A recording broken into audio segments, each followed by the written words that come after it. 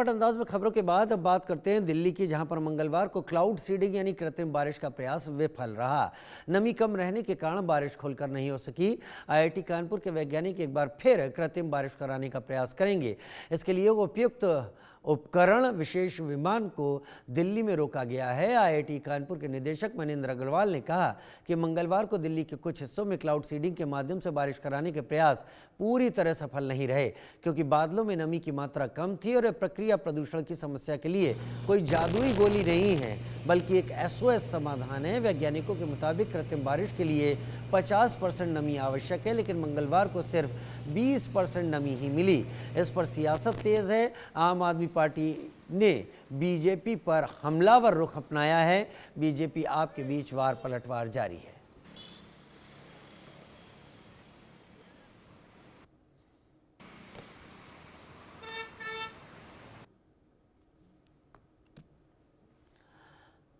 उधर कृत्रिम बारिश पर सियासत तेज है। इस पर आम आदमी पार्टी ज्यादा सवाल उठा रही है। आम आदमी पार्टी के पूर्व मंत्री सौरभ भारद्वाज इस पर खुलकर बोल रहे हैं। क्या कहा, सुनिए।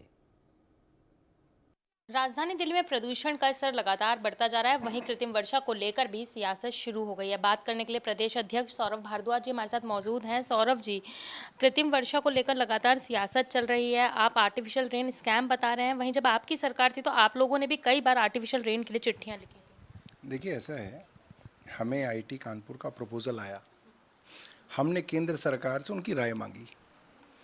वर्षों तक हम केंद्र सरकार को लिखते रहे, केंद्र सरकार ने अपनी राय नहीं दी।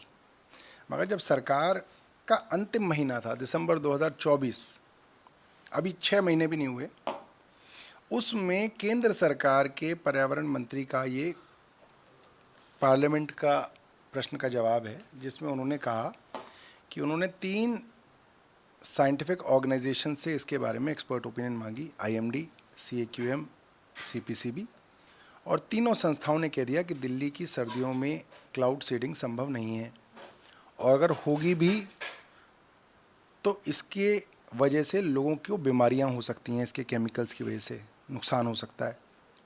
और ये बताया इसी प्रश्न में कि इन्होंने ये बात दिल्ली सरकार को भी लिखित रूप में दे दी।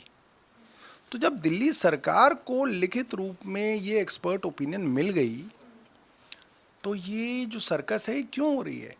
और फिर इस सर्कस का पैसा दिल्ली के टैक्स पेयर से आप कैसे ले सकते हैं? जब आपको मालूम है ये संभव ही नहीं है, तो आप करोड़ों रुपए कैसे बर्बाद कर सकते हो? ये हमारा सवाल है। सर, वहीं एक सवाल ये भी आता है कि जो पर्यावरण मंत्री सिरसा जी हैं, उनका ये कहना है कि IMD की रिपोर्ट के बाद दोबारा जो है एक बार फिर से ट्रायल किया जाएगा, और खासतौर से रिपोर्ट जब सामने आ चुकी है। ऐसा है कि सिरसा जी को तो कुछ पता है नहीं, वो तो ये इंतज़ार कर रहे हैं किसी दिन अपने आप बारिश हो जाए और मैं कह दूं कि ये आर्टिफिशियल रेन है। बस उनका यही है, और उनको कुछ नहीं करना।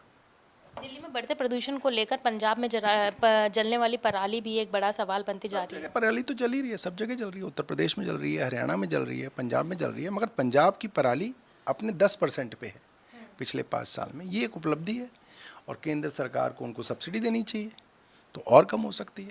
बहुत बहुत शुक्रिया हमसे बात करने के लिए। हमारे साथ प्रदेश अध्यक्ष सौरभ भारद्वाज जी। वीडियो जर्नलिस्ट सुधीर के साथ